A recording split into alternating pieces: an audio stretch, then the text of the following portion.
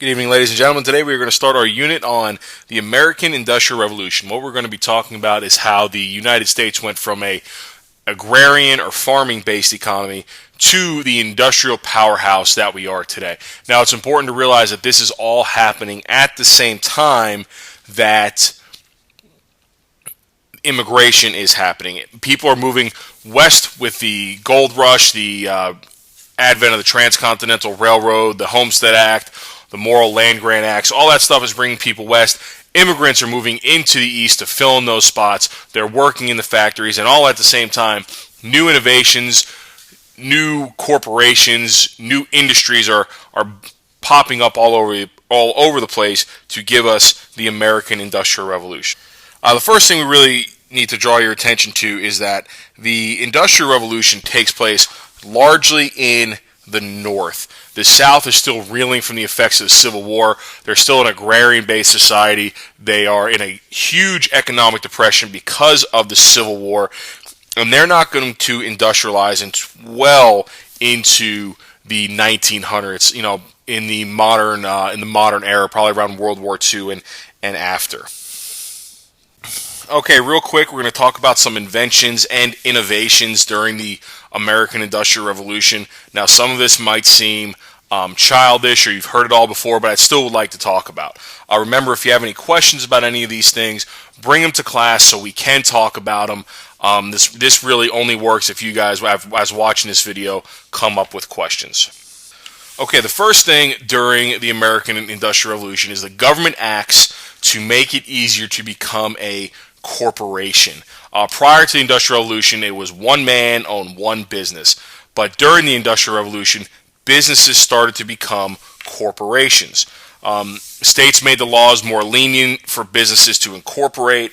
It made it a lot more attractive for investors because corporations protects the interests of the shareholders. So people are willing to invest more money, and it stimulates the business. Because of this, businesses are able to grow bigger and faster and hire more people, and really to kind of is the spark that starts the whole Industrial Revolution in the United States. Okay, another one is the Bessemer Process. The Bessemer Process is unique to the steel industry. Prior to the advent of the Bessemer Process, which if you guys think back to your World History 2 classes, was invented in England, it was very difficult and very expensive to turn raw iron into steel. But because of the guy named Henry Bessemer invents the Bessemer Process, it becomes much easier and cheaper for people to make iron into steel. Think about all the things that are used in steel. Railroads, the locomotive, the nails, all that stuff just in the railroad industry. Now you take that all the way out, say mining, you have your picks and that. In farming, you have the steel plow. All that stuff becomes cheaper and easier to produce. So the steel industry really sees a huge boost in because of the Bessemer Process. What the Bessemer Process does is the liquid steel goes into a converter and it is oxidized, which basically means it removes the impurities in the iron ore, injects it with oxygen, and a much harder, much better steel is created. Again, we just talked about this, but prior to the Bessemer Process, steel was very expensive and it could not be really used in practical application.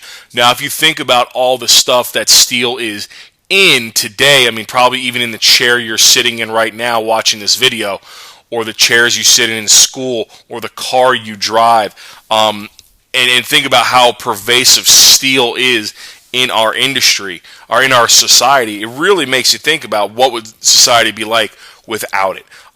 Andrew Carnegie, this guy right here, we're going to talk about Carnegie at length. Carnegie was a business genius, but Andrew Carnegie went on a trip to England, saw the Bessemer Process, and thought that, and was correct in thinking that there was an industry for that in the United States. He was the first person to bring the Bessemer Process to the United States, and he became one of the richest men in the world because of it. Another guy right here we have talked about, I'm sure you have heard about. This guy right here is Thomas Alva Edison.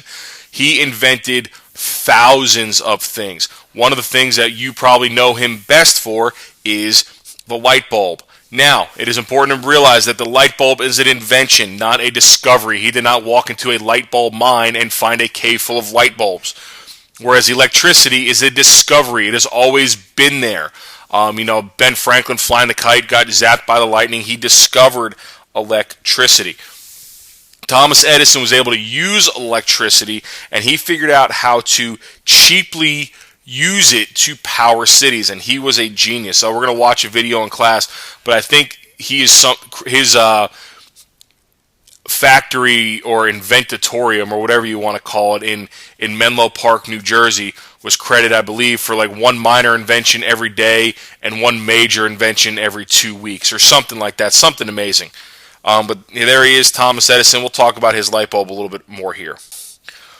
Okay, it's important to note here that Thomas Edison did not actually invent the light bulb. He invented a new light bulb filament. His first filament burned for 40 hours, and eventually he created a filament that burned for 1,200 hours. And that is the light bulb that we credit Thomas Edison with inventing today, is the 1,200-hour bamboo filament light bulb. Okay, that right there is a picture of the Thomas Edison light bulb. And you notice it looks a little bit different. If you think of our light bulbs today, it has just one filament. It's an arc from here to here, and that is what lights up. And today we use a tungsten-based filament, which is a little bit different than what Thomas Edison used. So you see Edison's light bulb here. It has a much longer filament, which allows it to burn for longer. And right here you can see it loops and loops again and loops again and loops again. So that is Thomas Edison's light bulb. This part right here, the glass that it is encased in, it looks really big right there because there's nothing to give it scale or context. It's about the size of a softball. Okay, so it's much bigger than the lights that we have in our houses. In fact, most of the lights you guys probably have in your house doesn't have any filament. It's that mercury fluorescent bulb. This right here is a picture of the longest burning light bulb in history. I believe it's been burning for 112 years. Last I checked, it was still burning. When you read this video, it might not be, but I believe it is still burning. It is in a firehouse in Livermore, California. It has been on nonstop since 1901. And you never hear the phrase, they don't make them like they used to. Well, I guarantee if you put a light bulb in today and turned it on, it would not burn for 100 years. That's just a testament to Thomas Edison's greatness. Now, again, this is a little distorted and out of context. The last bulb I showed you, this part right here, was about the size of a softball. In this picture, that's really only about the size of a baseball. So still bigger than we see it today, but this is an up-close shot. But again, that light bulb has been burning for 112 years nonstop. It's crazy. They even have birthday parties and parades and a foundation called the Centennial Light Bulb Foundation dedicated to this light bulb. This here is just a quote about Thomas Edison, about what a great man he was. It says, "He led no armies into battle, he conquered no countries, and enslaved no people. Nonetheless, he exerted a degree of power, the magnitude of which no warrior ever dreamed. His name still commands a respect as sweeping in scope and as worldwide as that of any other mortal. A devotion rooted deep in human gratitude and untainted by the bias that is often associated with race, color, politics, and religion." This is Thomas Edison's possibly second most famous invention. It is the original phonograph. You would speak into this piece right here while turning this handle right here, and the sound would record on this wax disc right here.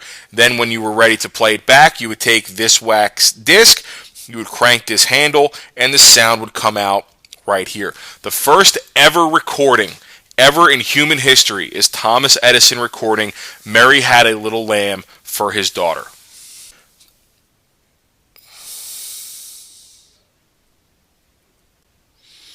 If someone reminds me in class, I have a recording of it, and we'll be able to listen to Thomas Edison recording "Mary Had a Little Lamb."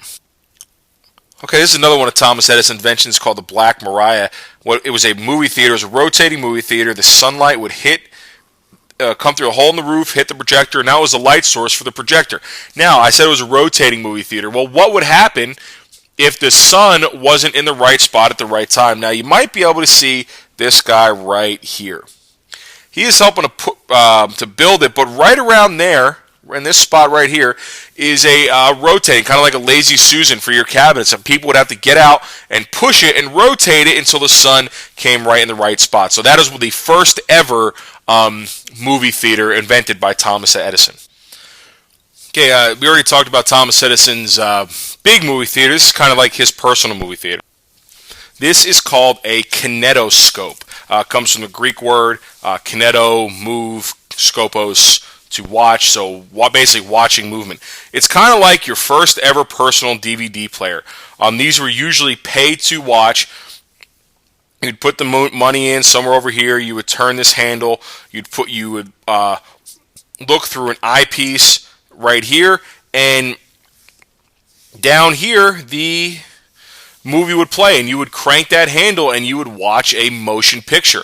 It was like a penny to watch it, or possibly 2 cents to watch it. If you guys have ever been to the Magic Kingdom in Orlando, Disney World in Orlando, they have a whole bunch of these kinetoscopes where you can watch flip books. If you guys have ever seen a flip book, that's basically what it is, except you're cranking the handle by itself. Now, to us, that might not seem like a big deal, but this is the first time that had ever happened before.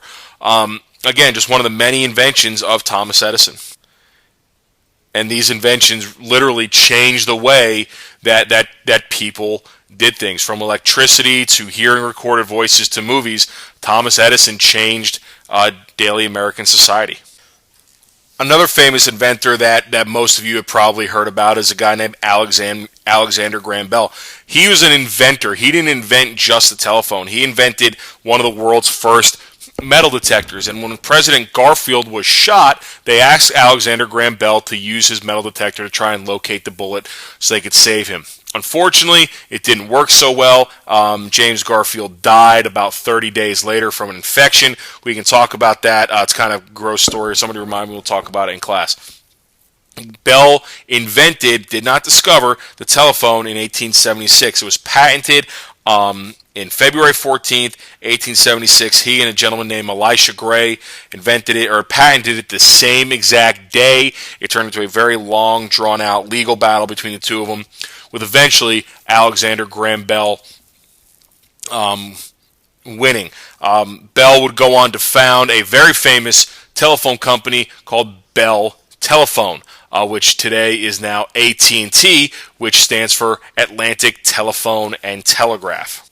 This right here is a picture of Alexander Graham Bell's telephone. The only thing that's not pictured is these little nodes right here would be hooked up to a piece of wire that would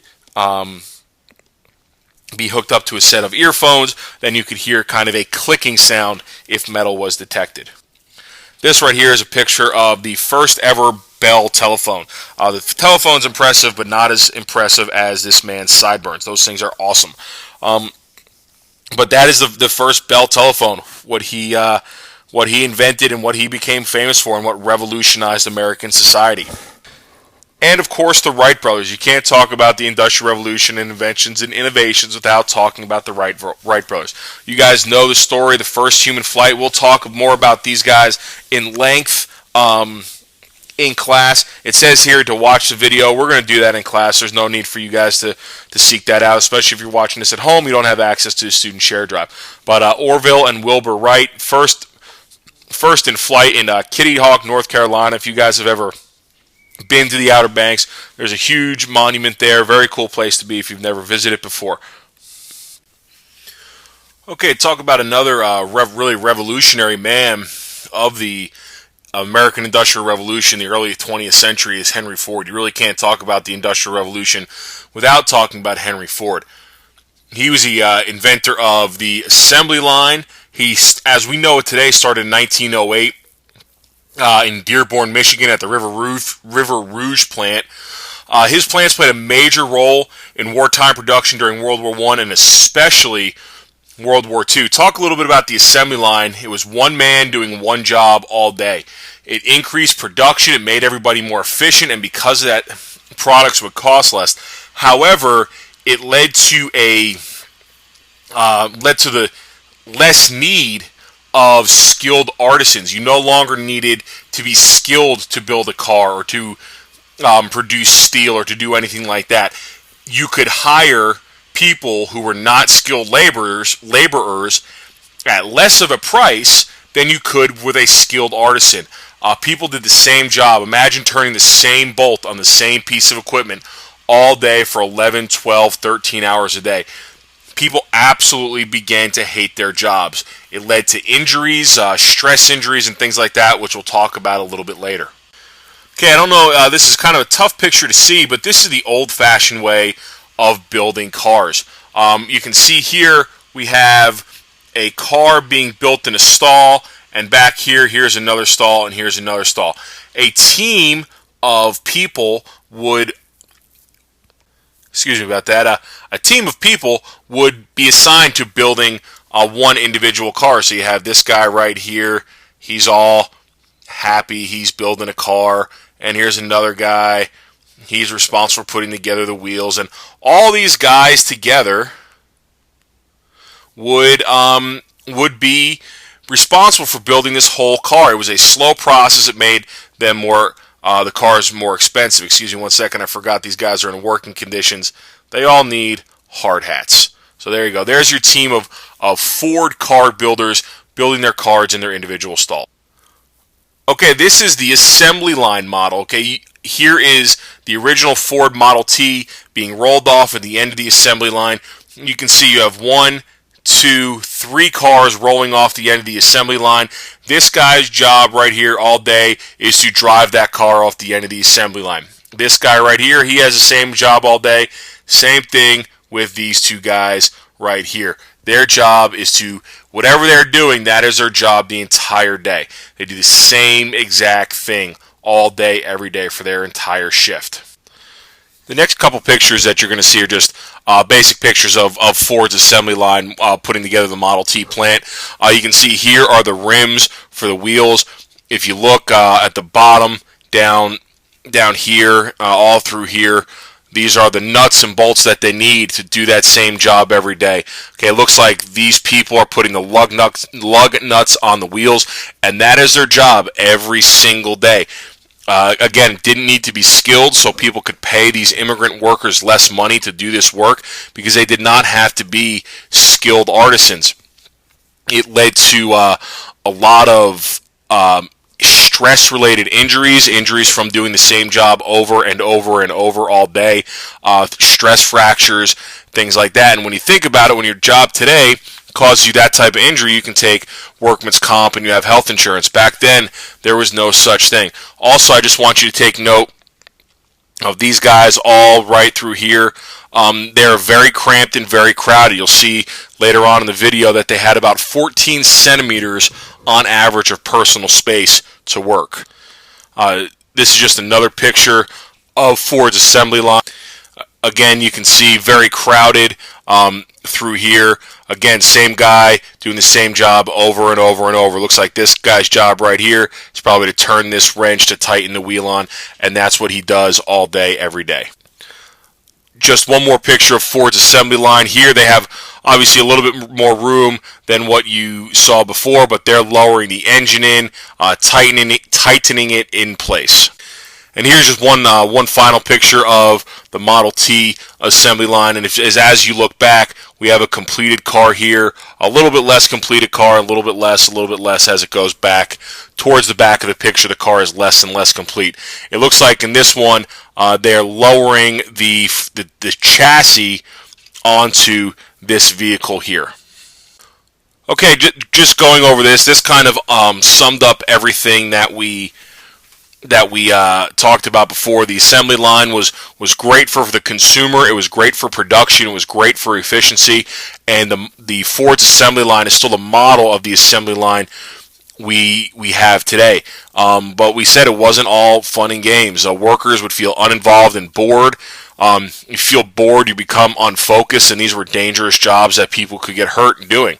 Workers could have to stand in the same place for hours and repeat the same tedious motion hundreds, possibly thousands of times a day.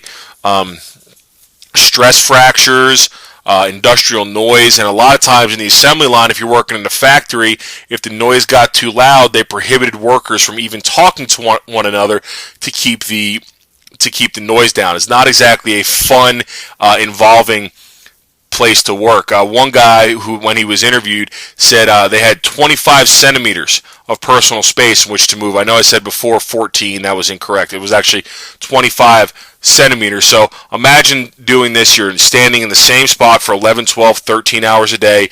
You have 25 centimeters of space around you, and you can't talk all day. In addition to that, the work was dangerous, and you got paid. You did not get paid very well because that these workers were oftentimes poor immigrants who were struggling to make a living. Eventually, these groups would get together, the poor immigrants plus the low pay plus the dangerous working conditions. They would get together and form unions, and these unions would go on strike. And we'll talk about the unions a little bit at the end of the next unit.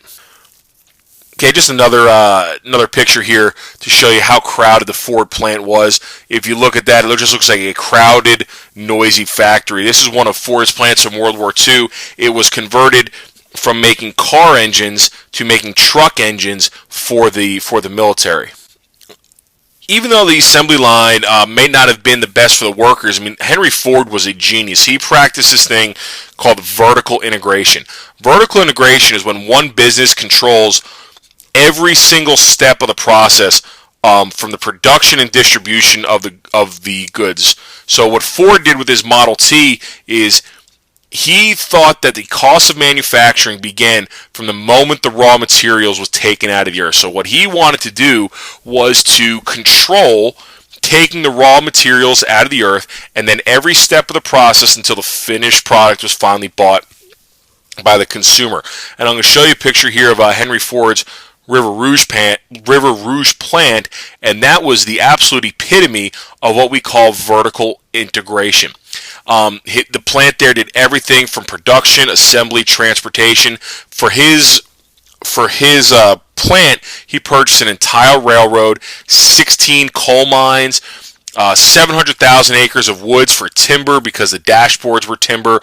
He even created or bought a sawmill to process the woods. He bought a whole bunch of ships to transport the steel from the iron ore. Excuse me, let me rephrase that. He brought a fleet of Great Lakes freighters to bring iron ore from the mines to the steel mill that he purchased to make steel for the frames of the cars. He bought a glassworks for the windshields, the headlights, all that. So he owned every single step of the process. If it went into the car, he owned the whole process from raw material to finished product. This right here is a picture of Henry Ford's first car. It was called the Quadricycle. It only had 2 gears, fast and slow. It did not have reverse, and you can see it doesn't even have a steering wheel.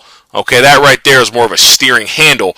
It doesn't even have a steering wheel, and if I'm not mistaken, I believe Henry Ford actually crashed it into a tree, and it was ruined. Okay, this is a picture, an outside picture of Henry Ford's River Rouge plant, and talking about vertical integration, you can see it has a canal for the ships. Here's a ship here and here. It has coal to help fuel the factory. Every single step that you would possibly need for making a car happened right here.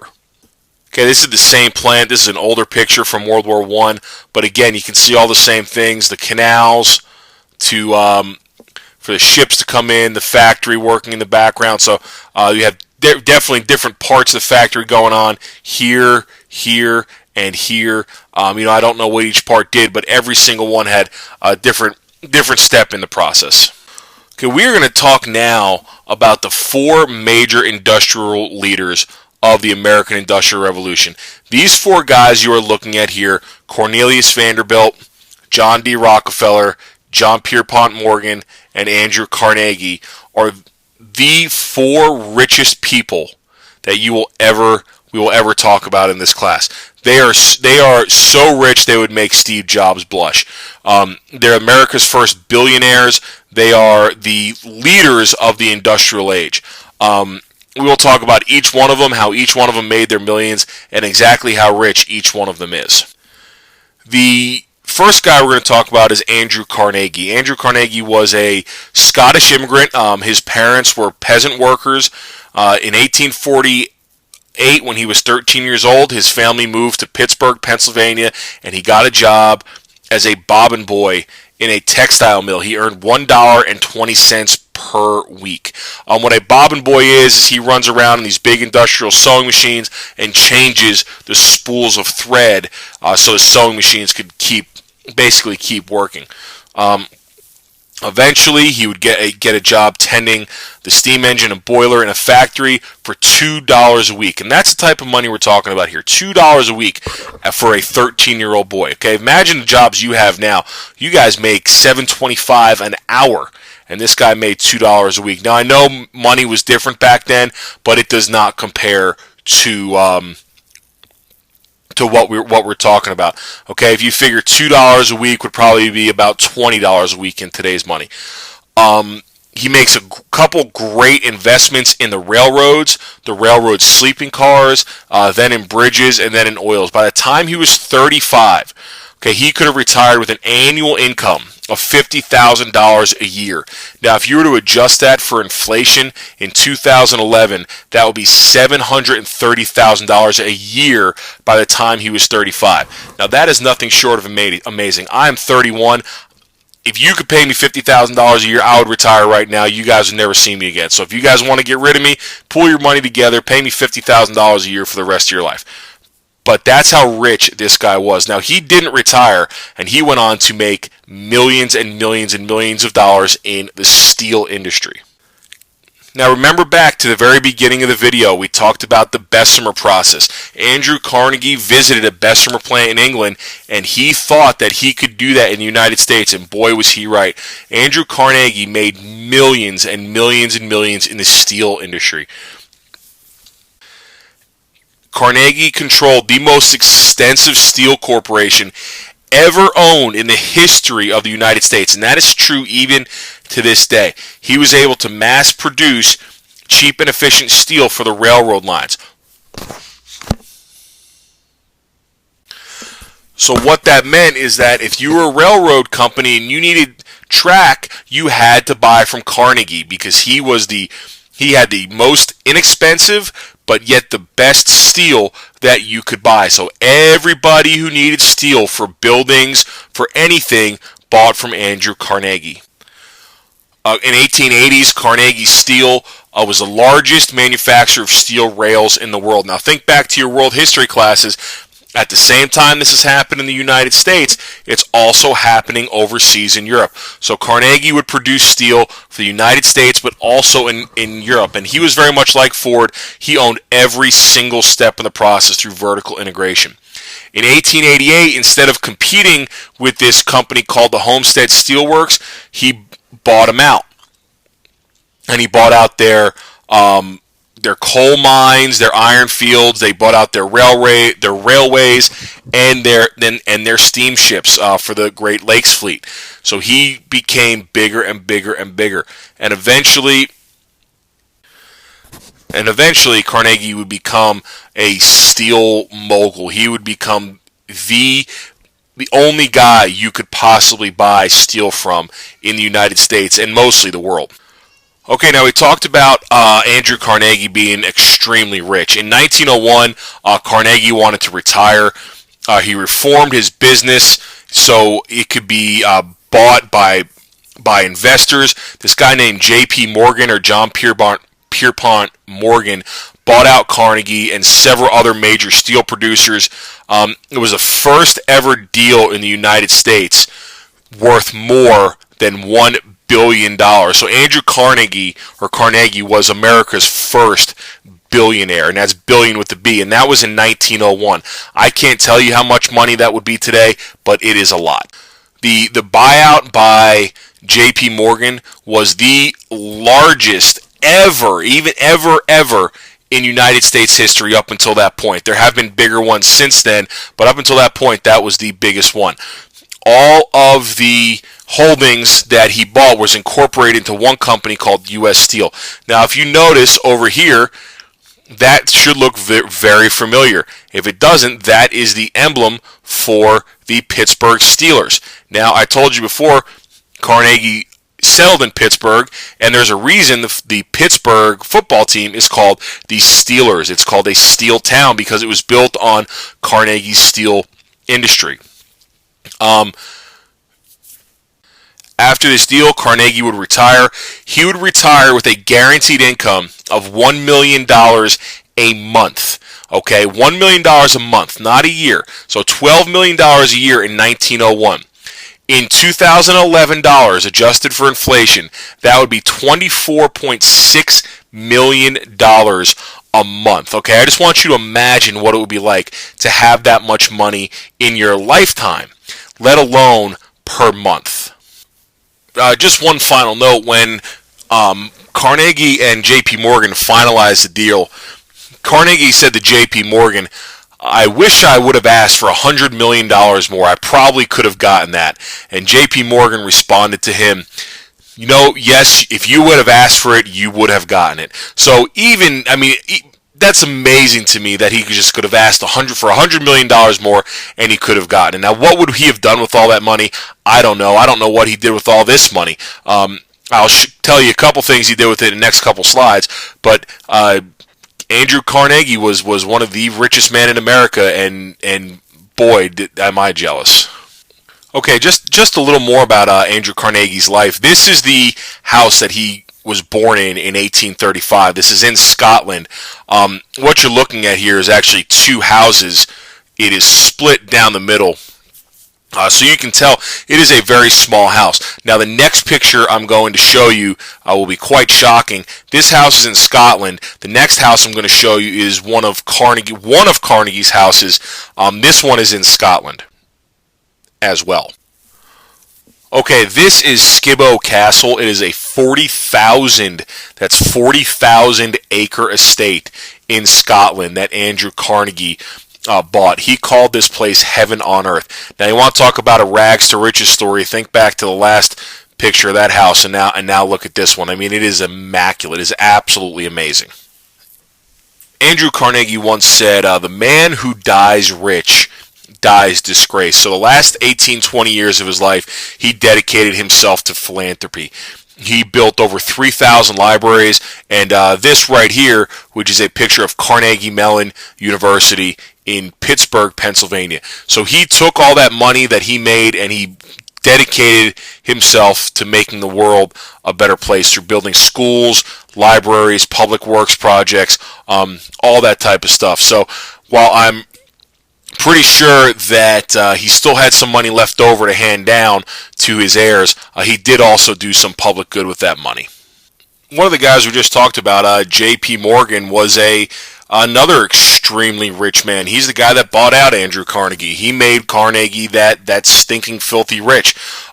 He was a banking investor. He was the very first deal he made was with the United States government. He purchased antiquated rifles that were being sold by the Army for $3.50 each. His partner retooled them and upgraded them, and he sold them back to the government for $22 each. So at each rifle, he made a profit of $18.50. I don't know how many rifles that was, but it was enough to make him a whole lot of money.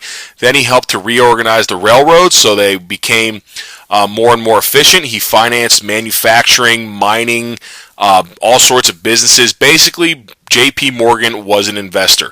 He would buy and sell businesses and stocks, and each time making a profit. And that is why he bought the Andrew Carnegie Steel Corporation. He felt he could make a profit off it, and that was how he made his millions. We talk about all these guys being really rich, and J.P. Morgan was no exception. In the late 1800s, early 1900s, 1895, the United States government was nearly bankrupt. J.P. Morgan had enough money in his personal fortune to completely fund the national debt of the United States. He gave the government a loan from his personal account. Now, I want you to think about what the debt is today. It's somewhere in the trillions of dollars. I don't know anyone in the world who could personally finance that much money out of their own personal account. I mean, could you imagine Barack Obama going to Bill Gates and be like, hey, Bill, I need a couple extra dollars here. I need to borrow $14 trillion from you. But that's what the United States did, and they went to Morgan, and he bailed them out, and he gave them money in gold, and he got United States bonds. Okay, now how bonds work is you buy them for one amount, and then they collect interest, and you sell them back to the government at another amount. So that's just another higher amount, and that is another way J.P. Morgan made a lot of money. J.P. Morgan was so rich that by 1900 he owned almost all of the railroad track in the country. He was friends with the people who owned all the other railroad tracks, so they were able to artificially raise the prices of transporting goods and people on the rails, and he made a ton of money off of it. So while that might not be fair, that's what he did. And J.P. Morgan was a brilliant businessman who made a lot of money investing in multiple different companies. This right here is an aerial photograph of J.P. Morgan's house. It looks huge because it is. It was on Manicock Point, which is in the Long Island's Gold Coast, which is where a lot of really rich people had their mansions. Those of you who have read The Great Gatsby, that's where The Great Gatsby takes place, is Long Island's Gold Coast. You can see just how big the house is, but the more impressive thing is the amount of property it's on. I'll show you a picture of that here in just a second. Now, this is the piece of property that J.P. Morgan's house is on. It's right on the Long Island Sound. Now, I don't know if you guys can see that giant house, but it is right here. Okay, that is J.P. Morgan's house. I mean, you can see the long road it travels around. I don't know what these are out here, but he owns all this piece of land, Manicock Point, where his mansion was. So, again, these guys had an exuberant amount of money to do pretty much anything they wanted with. And J.P. Morgan, the banking investor, was no different.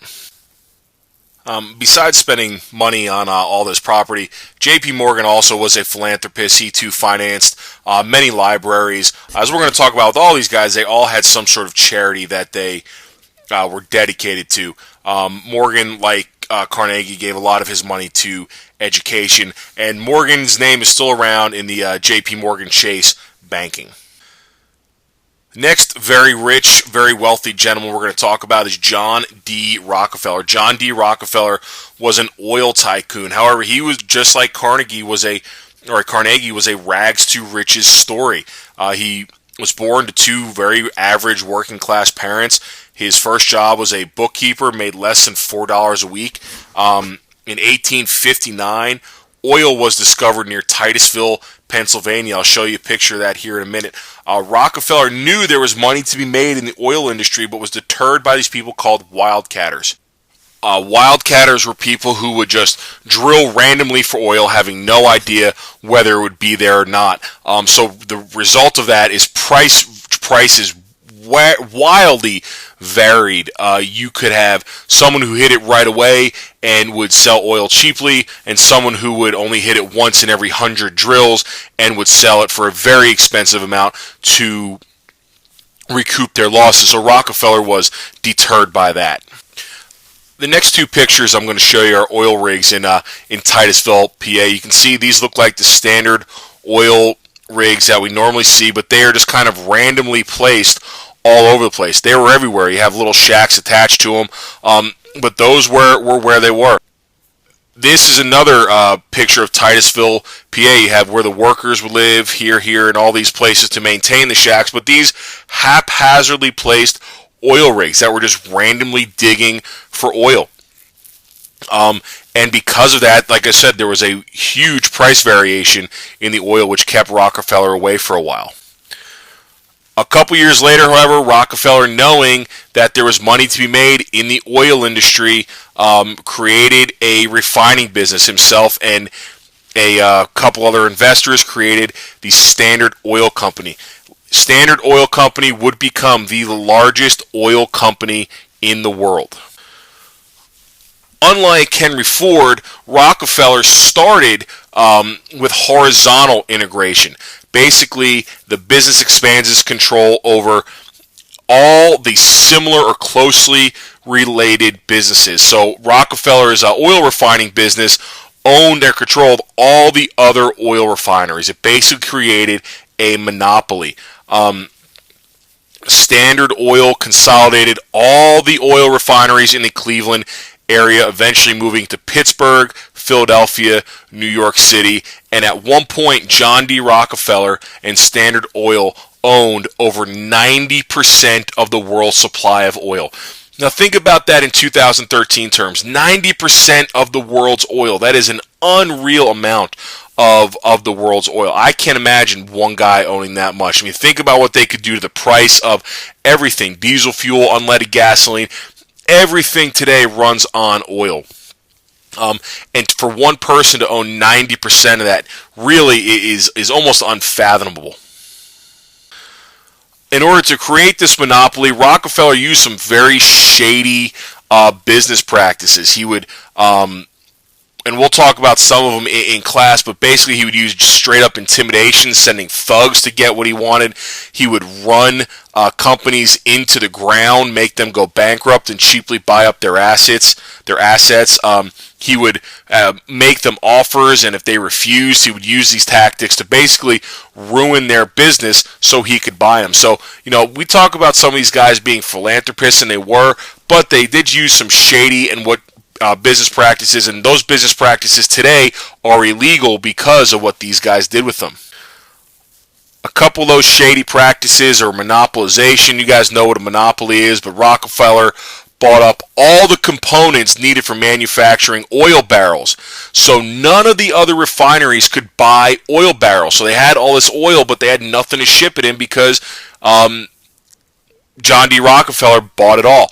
Rate wars, what John D. Rockefeller would do is he knew he was rich enough so he could lose money for a while, so he would drop the price of the world's oil so low that none of the other oil companies could stay in business. And then when they went out of business, he would buy them up and raise the price of oil again when he could cheaply buy out his competitors. Rebates, he would take a cut of the railroad tickets. Rockefeller would make them pay back part of the money he paid them for transporting his oil, which today is illegal. And like we said, intimidation. Sometimes he would just dispatch these thugs, these guys, these bullies, to break up competitors' operations that he couldn't monopolize, he couldn't put out of business. So he would just go beat them up like a big bully. This right here is a picture of John D. Rockefeller's Standard Oil refinery. I believe this is in Cleveland. And you can see it's just a huge factory, and this is where most of the world's oil went through in the early 1900s. The next two pictures I'm going to show you are of John D. Rockefeller's estate. These are in Hudson Valley, New York. I can't really pronounce how it is said, but it is Kykuit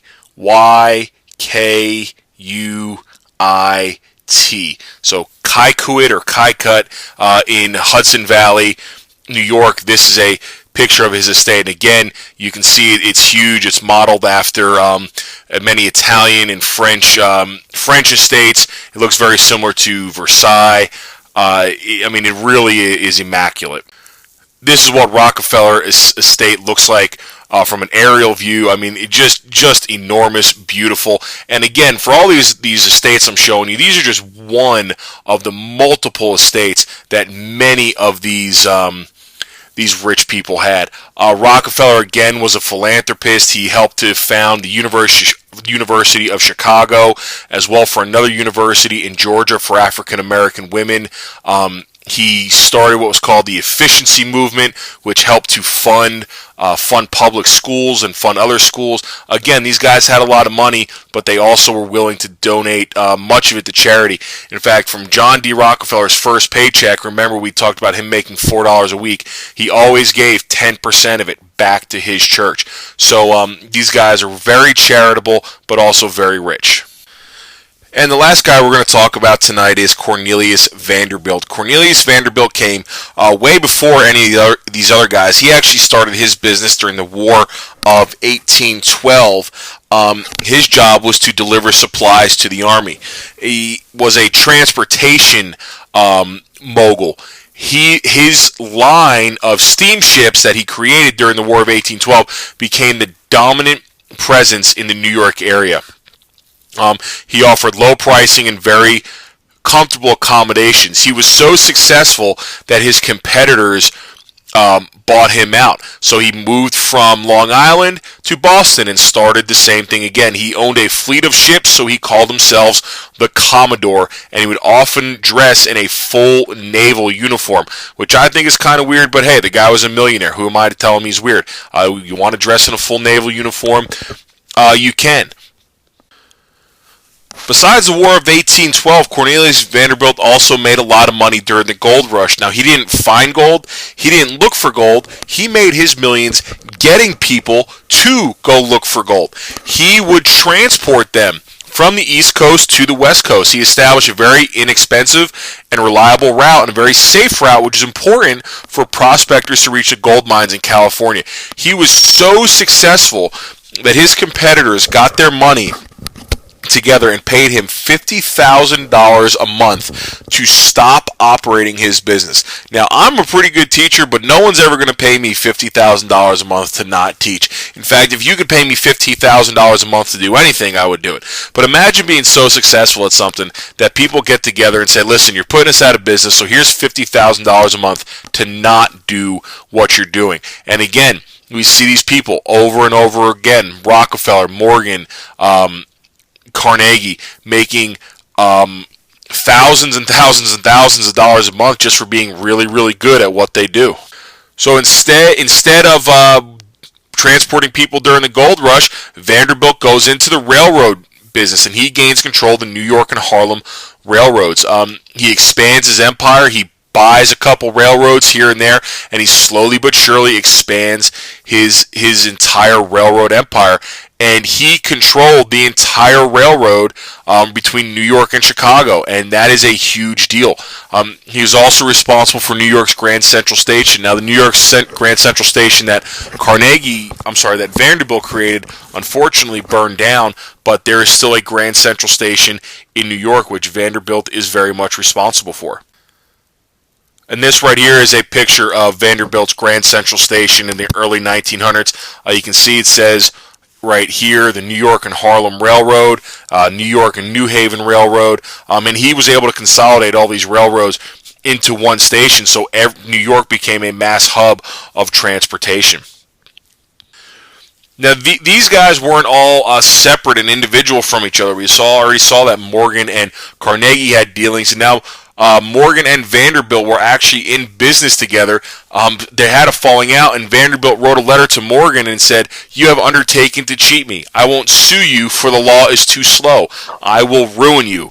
And he meant he was going to economically ruin him, but as we know, neither of these guys were economically ruined. They were both millionaires. This is a picture of the Biltmore. It's in Asheville, North Carolina. This is Cornelius Vanderbilt estate, and it is no longer in his family. It's now, I believe, a historical landmark as well as a hotel. But Anderson Cooper, the guy on CNN, is a descendant of Cornelius Vanderbilt, and that's where all that money goes. I mean, so this is his estate. I'll show you a couple more pictures of it. This is just one of the rooms that is in the Biltmore, and the proportions aren't quite right. This room is actually huge. I believe the ceilings are anywhere between 25 to 30 feet tall. So I mean, it is really an enormous house. The piece of property is enormous as well, as you'll see in the next photo. And just in case that is the same house, and you can see how small it looks in the background, so you can gauge about how far away you are across this lake that is on this piece of property. I mean, it really is amazing, the estates that these guys put together. Vanderbilt, very much like the other ones, was very much into philanthropy. He too saw the value in education. He founded a university in Tennessee, the Vanderbilt Commodores, which is still there today. They play football in the SEC, and it's a very prestigious institution. The United States government helped these guys make their millions, and really helped to encourage the Industrial Revolution, and it wasn't by the policies they made, it was by the policies they didn't make. The American government engaged in what was called laissez-faire or laissez-faire capitalism, which literally means to do little. The government was not going to do anything to regulate business in the United States. Wages, hours, prices, all that stuff were left up to the individual businessmen. The individual businesses would set these by the demand of the marketplace. It is pure capitalism. Unfortunately, we know as a result of that, people were paid very little money and forced to work in very dangerous conditions. Eventually, the government would step in, but they didn't at the time, which allowed the American Industrial Revolution really to take off like it did. Another reason why the American Industrial Revolution happened when it did was the increasing labor supply, which we kind of talked about already. More immigrants, plus the freed slaves moving from the South. Basically, there was plenty of workers for the businesses, so the more workers they had, the more they could expand. And the more they could expand, the more profits they would get, which was better for them, which, it's a cycle. The more money you get, the more people you can hire, which means the more businesses you can create, which means the more money you can get, et cetera, et cetera. And it really helped to spur the American Industrial Revolution. Another reason which we don't really think about was the wealth of natural resources we have: the coal, the steel, the oil, also the navigable rivers. All the rivers we have in the United States are very good ways of transporting good, and it makes made for plenty of ways to get money and real easy transportation across the country, which again helped the economy of the country. The government also gave special considerations to railroad companies, which we talked about, land grants. The land grants sometimes went right through people's farms and land, which led to a lot of fighting, especially out west, people attacking the railroads.